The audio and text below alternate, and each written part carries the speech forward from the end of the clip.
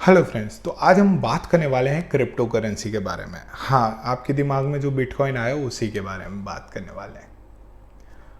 उसकी legality India में क्या है, उसके ऊपर टैक्सेशन के बारे में हमें क्या पता है और कौन कौन से टैक्सेशन उसके ऊपर एप्लीकेबल होते हैं, उसी के बारे में हम बात करने वाले हैं। अभी मैं पूरा क्रिप्टो करेंसी नहीं बोलूँगा, बिटकॉइन ही बोलूँगा, जिससे आप लोगों को ज़्यादा क्लैरिटी रहेगी मैं क्या बोलना चाह रहा हूँ। तो सबसे पहले हम बात करते हैं लीगैलिटी के बारे में। तो लीगैलिटी के बारे में ये बात करते हैं कि क्रिप्टो करेंसी में डील कैसे होता है। डील दो तरीक़ों से हो सकता है। पहला कि आपने एक्सचेंज गए, वहाँ से आज बिटकॉइन परचेज कर लिया और आज से 1 दिन, 2 दिन, 10 दिन, 1 महीना, 2 महीना, 1 साल या 2 साल कभी भी आपने वो बिटकॉइन को सेल कर दिया।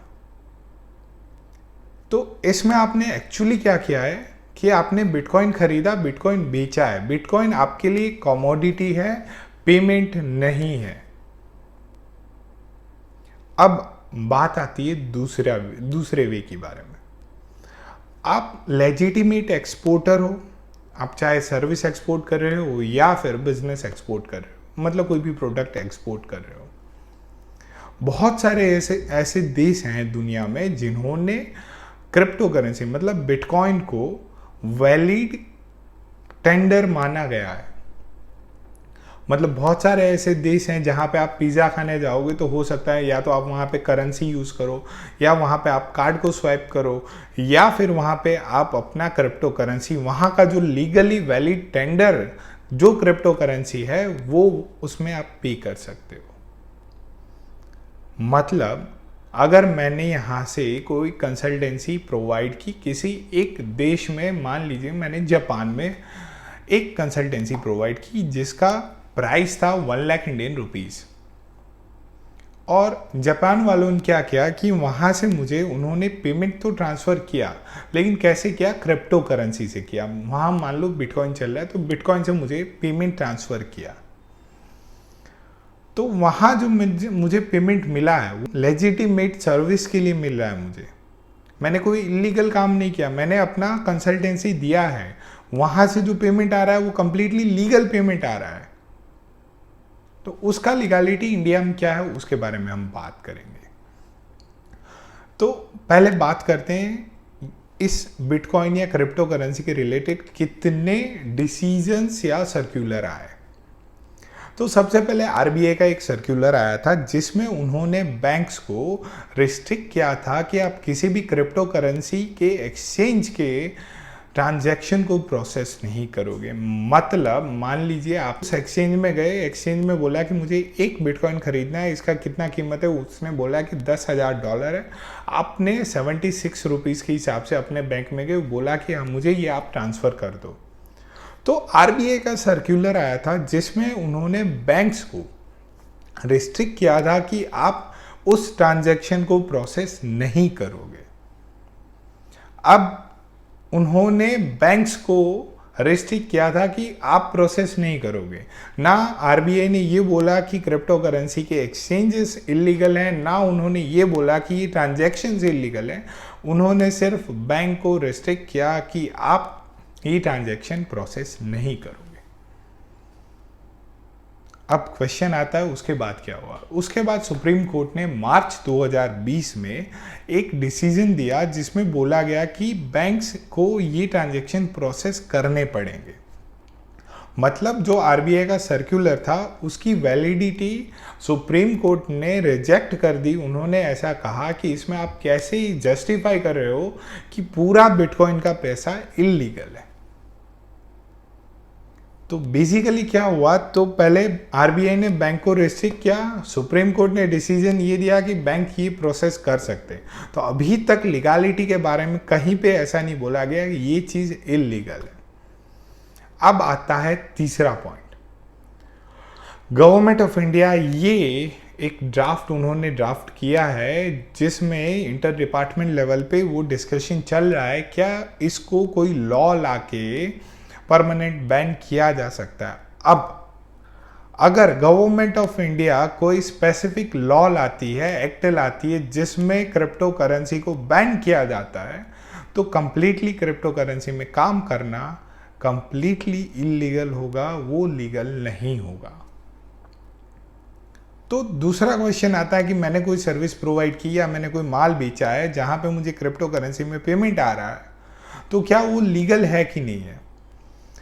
तो जब तक नया एक्ट या लॉ नहीं बन रहा क्रिप्टो करेंसी के ऊपर, तब तक आप वो जो पेमेंट रिसीव कर रहे हो वो कंप्लीटली लीगल है, और उसको आप कंप्लीटली किसी भी कोर्ट ऑफ लॉ में इंडिया में आप उसको चैलेंज कर सकते हो, क्योंकि आपने एक्चुअल में एक सर्विस प्रोवाइड की है या गुड्स प्रोवाइड किया है और उसके सामने आपको पेमेंट रिसीव हुआ है, लेजिटिमेट पेमेंट रिसीव हुआ है उस कंट्री के हिसाब से भी। मेन चीज़ यहाँ पे ये देखना है कि अगर मुझे जापान से पेमेंट आया तो जापान ने जिस क्रिप्टो करेंसी को लेजिटिमेट कहा है, जिस क्रिप्टो करेंसी को उन लोगों ने एक्सेप्ट किया है, अगर वो पेमेंट आ रहा है तो आप कंप्लीटली किसी भी कोर्ट ऑफ लॉ में जाके आप ये प्रूव कर सकते हो कि मेरा पेमेंट जेन्युइन था, मैंने कोई इलीगल काम नहीं किया है। अब बात आती है टैक्सेशन के बारे में। टैक्सेशन है ना बहुत सिंपल है इसमें। अगर आपने कोई सर्विस या गुड्स सेल किया है, उसके सामने क्रिप्टो करेंसी में पेमेंट आया, तो वो आपका बिजनेस इनकम है। कितना पेमेंट आया, बिटकॉइन में आया, किस में आया, वो कंप्लीटली रिलेवेंट हो जाता है। आपने अगर बिजनेस इनकम दिखाया है, इनकम टैक्स एक्ट में अगर आपने दिखाया कि ये मेरा बिजनेस इनकम है, जीएसटी एक्ट में अगर वो टैक्सेबल सप्लाई है, आपने एक्सपोर्ट बुक किया है और पेमेंट बुक किया है, तो आरबीआई का सर्कुलर, जैसा कि वो आरबीआई का सर्कुलर ऑलरेडी मतलब सुप्रीम कोर्ट ने रिजेक्ट कर दिया उसकी वैलिडिटी, तो वो कंप्लीटली आप अगर बिजनेस इनकम बुक कर रहे हो तो आपका पूरा जो भी पेमेंट रिसीव हुआ वो कंप्लीटली लीगल है। कहीं पर भी उसको आप ये कोई नहीं प्रूव कर सकता है कि ये इलीगल है। अब बात आती है, अगर आपने बिटकॉइन परचेज किया है और सेल किया है, तो इसके बारे में मैं आपको सिंपल बताऊं तो इसके बारे में मैं एक वीडियो बनाने वाला हूं, short term capital gain, long term capital gain के बारे में। वहां पे ये मैं बहुत अच्छे से कवर करूंगा। लेकिन ये चीज़ बहुत सिंपल है कि अगर आप उसमें कोई भी प्रॉफिट अर्न कर रहे हो तो वो शॉर्ट टर्म या लॉन्ग टर्म कैपिटल गेन के अंदर आएगा, बिजनेस इनकम नहीं होगा। And the most important thing, उसमें आप जो भी पेमेंट डाल रहे हो, मतलब जो जिस भी पेमेंट से परचेज कर रहे हो, वो आपका लीगल पेमेंट होना चाहिए। अगर कहीं से भी आपका 10 लाख रुपए कैश आया, आपने वो डाल दिया इस पर्टिकुलर एक क्रिप्टो करेंसी के एक्सचेंज में, वहाँ से आपने परचेज कर लिया, तो वो कंप्लीटली इलीगल है। अगर आपने लेजिटिमेट पैसे हैं आपके, आपने उससे परचेज किया है, तो जब तक गवर्नमेंट कोई नया लॉ या एक्ट लेके नहीं आती, तब तक वो कंप्लीटली लीगल है। आपको शॉर्ट टर्म या लॉन्ग टर्म कैपिटल गेन होगा, और वो पर्टिकुलरली जो उस वीडियो में मैं बात करने वाला हूँ उस हिसाब से टैक्सेबल होगा। अगर बिजनेस इनकम बुक हो रहा है आपका, तो 100% है कि आप जो आपका रेगुलर आपका स्लैब है उसी में आओगे, और जीएसटी आपका कंप्लीटली एग्जेम्प्ट होगा। मेन इशू यहाँ पे यही है, जब तक कोई स्पेसिफिक गवर्नमेंट लॉ या एक्ट या ऑर्डिनेंस लेके नहीं आती, तब तक ये कंप्लीटली वैलिड है। लेकिन मेन चीज़ ये है कि आपका पैसा लेजिटिमेट होना चाहिए। आपने इनकम टैक्स रिटर्न में बुक किया है, आपने जीएसटी एक्ट में बुक किया है, तो बिजनेस इनकम है, आपको कोई डिनाई नहीं कर सकता। फ्रेंड्स, अगर आपको ये वीडियो पसंद आया हो तो लाइक, शेयर एंड सब्सक्राइब करें, और अगर कोई भी आपको डाउट है तो कमेंट बॉक्स में पूछें। हाँ, थोड़ा डिले हो सकता है कमेंट का रिप्लाई देने में, लेकिन रिप्लाई आएगा, ये 100% है।